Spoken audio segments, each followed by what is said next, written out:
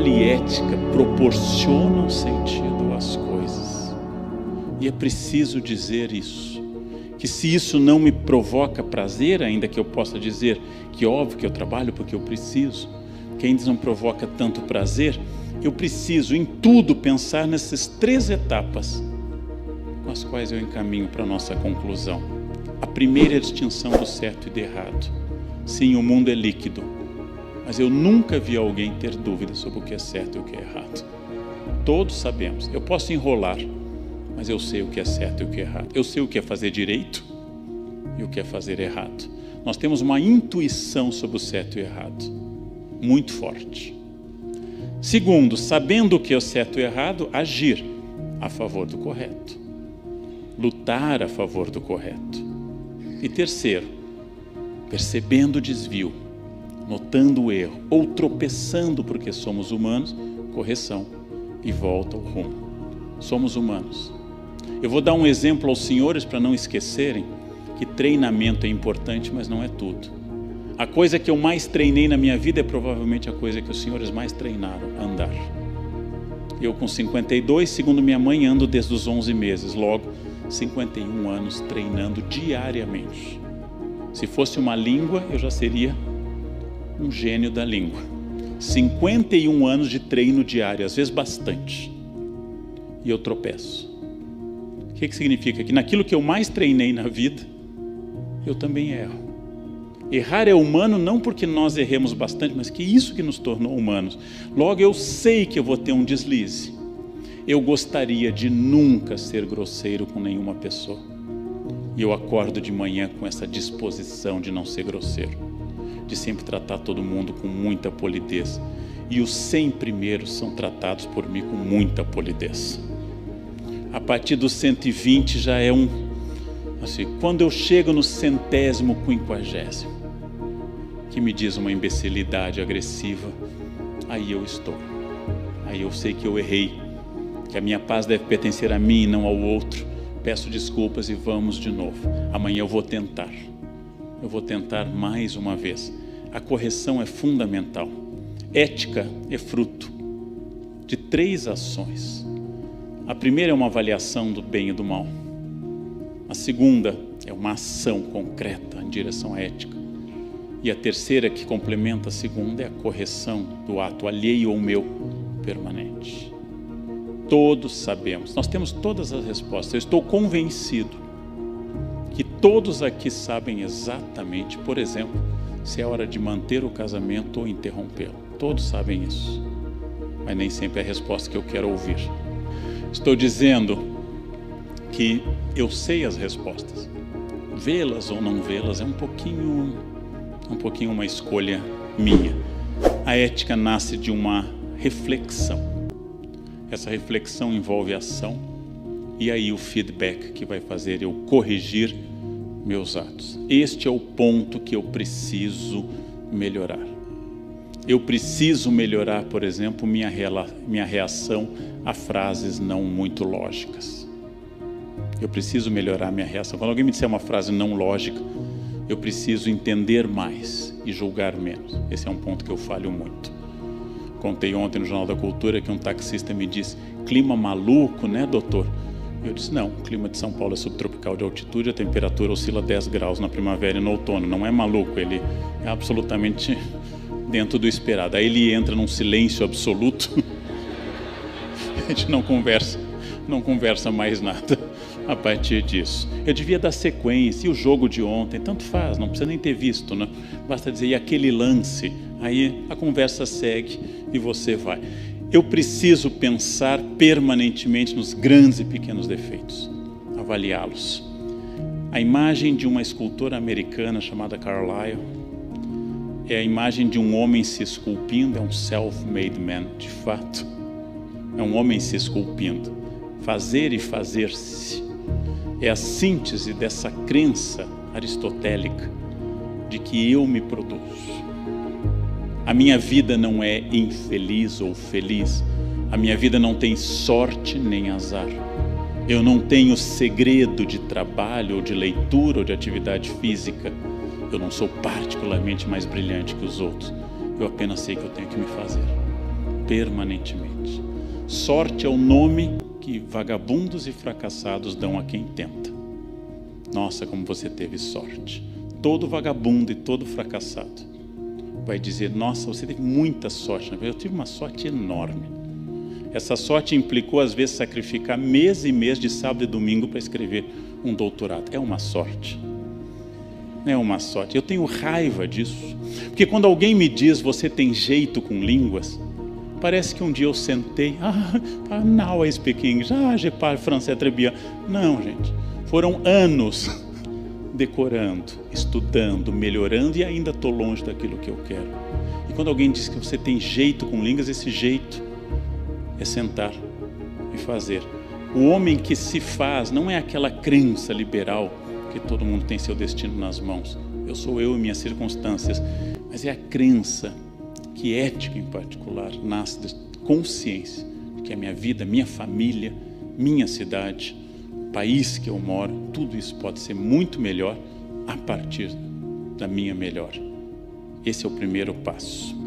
Alguém que fotografa um almoxarifado no qual trabalha e reclama, em primeiro lugar, transmite a sensação de quebra de confiança da empresa, mas transmite a sensação de que ele não tem nada a ver com aquilo, que ele é uma peça num sistema.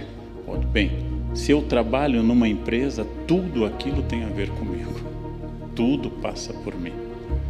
Internet, opiniões de internet, de redes sociais, sobre política, sobre outras questões, são um campo minado para as pessoas começarem a expressar seus preconceitos. Então, voltando ao tema que eu trabalhei, vocês não foram formados como eu não fui formado. Vocês não foram formados por uma escola sem preconceitos. Eu fui formado numa escola com preconceitos. Eu fui formado numa escola homofóbica, misógina, que falava mal da capacidade feminina, que duvidava da capacidade de pessoas oriundas de determinadas partes do país. Eu fui formado nisso. E cabe a mim reagir a esse tipo de imbecilidade e refletir hoje como adulto que valores são esses e por que eu não quero seguir esses valores. Então, expressar esses valores nas redes sociais é muito perigoso. Todo mundo devia ter muito mais cuidado com as redes sociais, especialmente quem é profissional, especialmente quem exerce uma profissão. Você não gosta de determinado gênero, não gosta de determinado tom de melanina, não gosta de determinada área do Brasil, guarde no fundo do seu coração preconceituoso. É mais prudente, profissionalmente e eticamente. E comece a ler e se informar mais dos problemas. Como diz o Saramago, eu não quero que todo mundo se ame, porque isso é impossível. Quero que no máximo se respeite. Já é bastante. Já é bastante. Então, esta é uma questão, como uma atriz do Rio de Janeiro disse há pouco, eu não sou obrigada a gostar de gente gorda. Claro que não é. Isso fala de uma série de traumas a resolver com o seu psicólogo.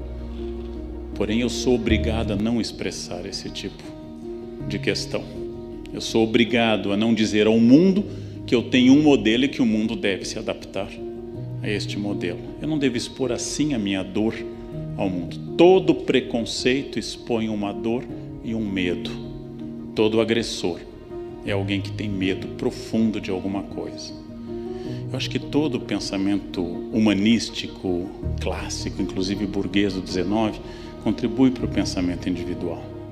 Estamos sós, diz o Sartre no seu livro Existencialismo e Humanismo, estamos irremediavelmente sós. Mas a questão filosófica não é perceber o indivíduo como só, é perceber que eu estou só, do ponto de vista filosófico ou psicológico, mas que meu corpo e minha existência física compartilha com o mundo espaço. Aí não é Sartre, é Newton. Não? Aí eu tenho que levar em conta a existência física dos outros. Ou seja, o individualismo não é um problema se ele for entendido como individualidade. Individualidade é uma vontade. Por exemplo, todo professor e todo profissional, todo farmacêutico, todo médico, todo enfermeiro deve ter autoridade. Autoridade derivada da sua função e do seu conhecimento, que é diferente de autoritarismo. Autoritarismo é quando eu acho que o mundo deve me servir porque eu sou autoridade. Autoridade é quando eu digo que essa coisa é X, fruto disso. Então, autoridade é boa, individualidade é boa, pensar em si também é bom. Agora, só pensar em si, autoritarismo e individualismo são defeitos estruturais. E ao contrário do que diz a autoajuda, de quem eu sou um inimigo brutal. A autoajuda chama-se assim porque ajuda quem escreve, por isso autoajuda. Quem escreve ganha dinheiro. Ao contrário do que diz a autoajuda, que se você não se amar, ninguém vai te amar, a pessoa que se ama muito é insuportável. Você tem que se amar um pouco menos e começar a observar um pouco mais o mundo, né? Toda geração reclama que a anterior não teve os mesmos limites. Toda geração diz que na minha época havia normas e hoje não há. A primeira vez que isso aparece é num texto do século V a.C., quando um filósofo ateniense menor diz que do jeito que vai, não vai ter futuro para Atenas, porque os jovens de hoje, século V, já não leem como ler. Isso significa apenas idade. Quer dizer, quando eu achar que a outra geração está perdida, é sinal de que eu já envelheci.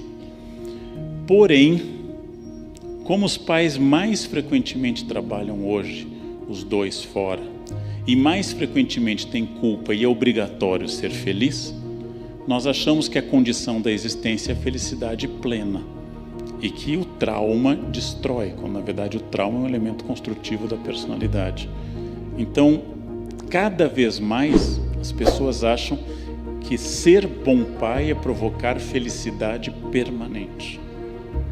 Ser bom pai é mostrar felicidade, deveres, coisas desagradáveis a serem feitas, desde limpeza a escovar os dentes, tentar passar valores e às vezes ter que estabelecer limites e punição. Punição que cada vez mais entendemos que não deve ser física, mas não quer dizer que ela não deva existir. Derrubar a rede de Wi-Fi da casa está doendo mais do que tapa na cara. Então, deixar a pessoa sem senha de Wi-Fi durante 2 horas num cantinho, isso está doendo muito na média das pessoas, né? Então, não preciso de punição física, porque o mundo não está mais trabalhando com essa ideia. Talvez fosse um sistema antigo. Mas lembrem, as crianças estão muito inteligentes, mas estão cada vez mais fechadas neste universo eletrônico, cada vez mais, cada vez mais. O que será disso?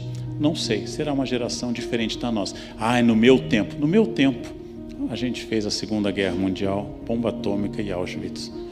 Não, no meu tempo nós matamos 55 milhões de pessoas sem internet, sem computador. Então eles não estão muito piores do que nós. Fizemos coisas terríveis no passado.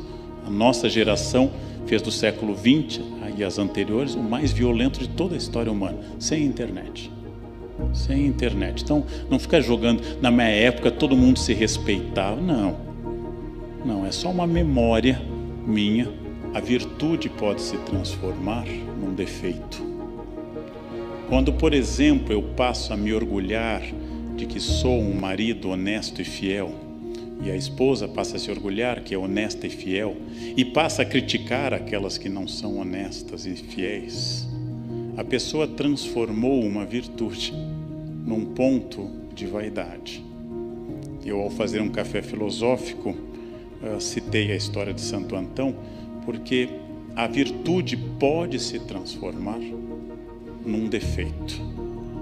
A pessoa que transforma a virtude na sua meta e não no meio para atingir a felicidade, que é a expressão de Aristóteles. A ética é um meio para atingir a eudaimonia, a felicidade grega, eu, bom, bem. É a pessoa que começou a perder o objetivo. É a pessoa que começou a perder o limite. Tudo tem que ser prudentemente pensado. É bom ter cuidados de higiene. Lavar as mãos em excesso é um toque chamado a blutomania. Eu gosto quando tem a blutomania, a cozinheira, o enfermeiro e o médico. Eu gosto de enfermeiras com com esse toque, né? Mas tudo contém o seu contrário. Citando, não sei qual a relação exata que vocês têm com a personagem, citando o Dr. Hahnemann, fundador da homeopatia, a diferença entre remédio e veneno é a dose.